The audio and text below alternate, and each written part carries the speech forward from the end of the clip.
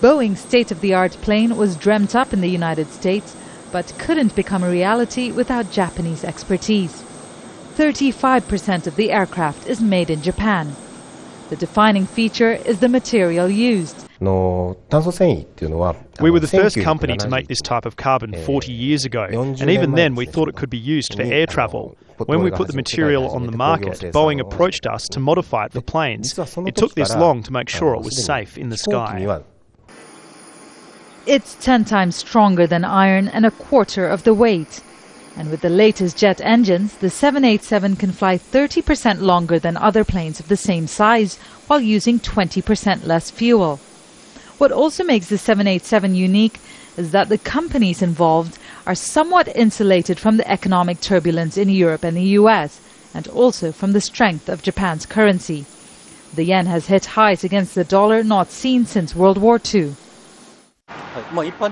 Generally speaking, the export industry has been badly damaged by the strong yen. But with regards to the Dreamliner, both the body parts and wing parts are Japanese technology. So even if the yen gets stronger, they have no choice but to use Japanese skills at the moment. Japan is still recovering from the March 11 disasters. The country has just logged its biggest trade deficit on record for the first part of 2011, meaning imports far exceed exports. So, having stalwarts like Mitsubishi Heavy and Panasonic involved in kitting out the plane is reassuring.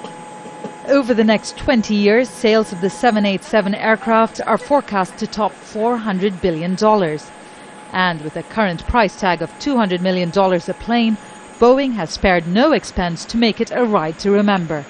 It seems they've thought of everything when it comes to the passenger's comfort. The air pressure is lower, so you don't get that popping feeling in your ear. The humidity is higher, so the air is not so dry. And the plane is quieter. And they've also installed this quirky little feature in economy class where the seats slide forward so you don't bother the passengers behind you.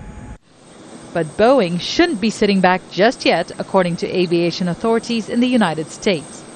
They are concerned about how to repair wear and tear on the carbon composite that makes up the plane as it logs years of flying hours, making the very character that sets the Dreamliner apart the very issue that could keep it on the ground in the future. Divya Gopalan, Al Jazeera, Tokyo, Japan.